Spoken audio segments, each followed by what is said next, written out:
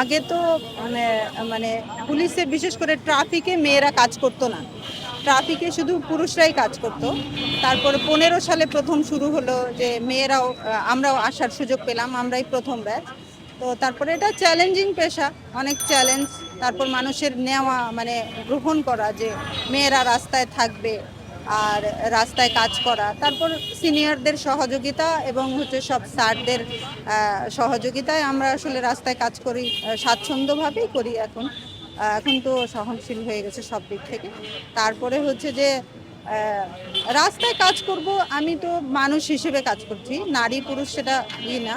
আর একটা হচ্ছে যে রাস্তায় তো শুধু পুরুষরা চলাফেরা করে না, নারীরাও করে। তাদের সহযোগিতার জন্য, তাদের নিরাপত্তার জন্য নারীদেরও ভীষণ প্রয়োজন।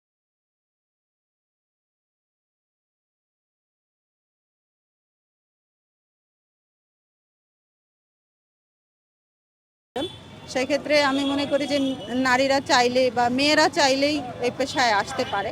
15 সালে প্রথম যখন আসলাম তখন তো চ্যালেঞ্জ মানে ভয়ও লাগতো, ভীষণ রকম ভয় লাগতো যে পারবো কি না এই কাজ করতে বা কেমন করে করব। সেক্ষেত্রে স্যারদের সহযোগিতা আর হচ্ছে যে নিজের সাহস বা আর যেহেতু বেগম রোকেয়াকে নিয়ে যদি বলি যে বেগম রোকেয়ার অনুপ্রেরণা ছিল যে আমরা নারীদের বের হতে হবে, নারীদের কাজ করতে হবে, নিজের পরিচয় তৈরি করতে হবে।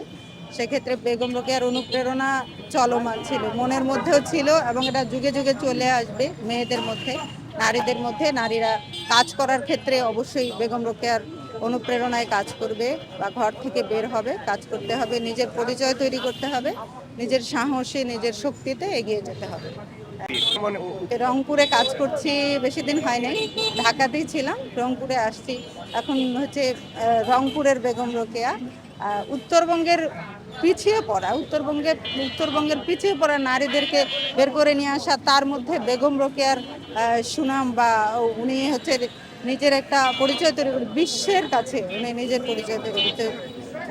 সেক্ষেত্রে অনেক আমি গর্ববোধ করি যে আমি গর্বিত যে আমি রংপুরে কাজ করছি, বেগম রোকেয়ার রংপুর, এবং বেগম রোকেয়াকে অন্তরে লালন করি। বেগম রোকেয়ার অনুপ্রেরণায় এগিয়ে যাবো ইনশাআল্লাহ।